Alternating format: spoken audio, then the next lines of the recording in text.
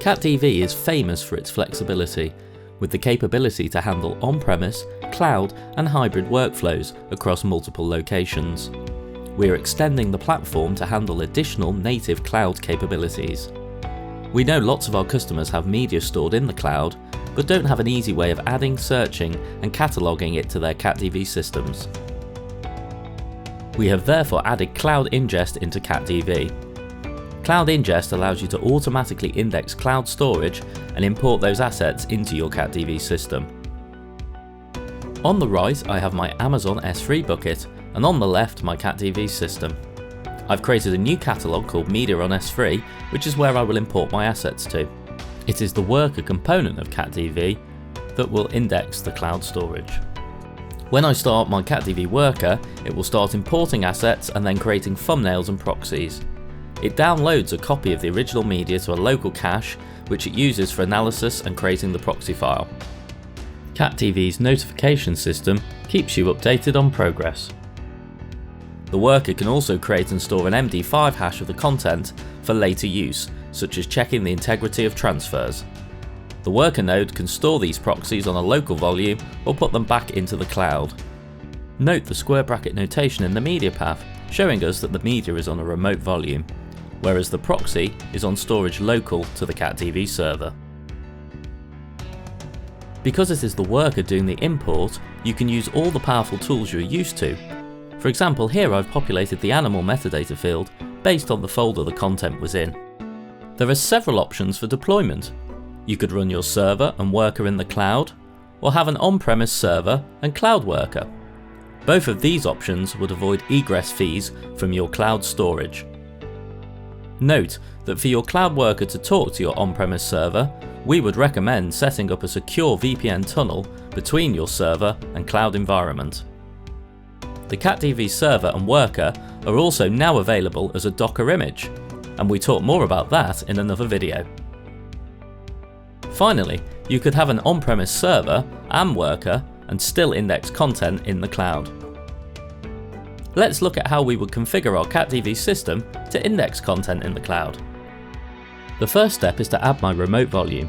In this case, this is my S3 bucket with the media I wish to import.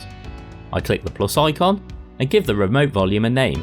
In this case, I've called it S3 existing. I pick the file system type, Amazon S3, and then I give it the full URL to the bucket. Once I've done that, I need to add my access key ID and my secret access key. The remote volume is now configured on the worker. Next, I need to create my watch actions. If I add a new watch action, you will notice that there is a new type called Cloud Ingest. This is very similar to a quick folder scan, but works on remote volumes. I need to tell the worker which remote volume to watch, using the square bracket notation. I can specify whether I would like the worker to scan subdirectories or just the root. Here you can see I'm doing some conditional logic to set metadata fields based on the parent directory or bin that the file was found in. Then I set a metadata field to true so that I can trigger the next watch action, which will perform the analysis and create the proxy.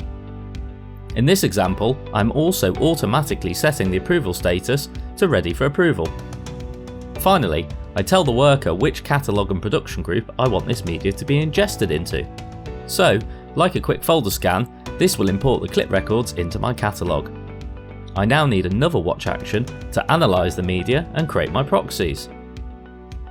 In my second watch action, I've created a server query to pick up all the clips which have a metadata field of Cloud Ingest set to true, and I've made sure to check the option to download remote files. I have workflow steps to reanalyze the media. This will extract the detailed metadata about the file, generate the thumbnails, and note I've checked the box to also generate an MD5 checksum. I have another step to build the film strip proxy. This is used by Web3. Note that the proxy route is local to the worker running this job, but this would typically be a shared volume. My next step creates the H.264 proxy using this new star notation, which means take the proxy route from my media store configuration. Speaking of which, let's look at how I've configured my media stores on the server. As you can see, I have two media stores. Local is for my on-premise media, and S3 existing media is my cloud storage. Note the square bracket notation in the original high-res path type. This tells CatDV that the originals are on a remote volume. In the same way that I manage remote volumes on the worker, I can also do so on the server. Here is my existing remote volume that I've already set up.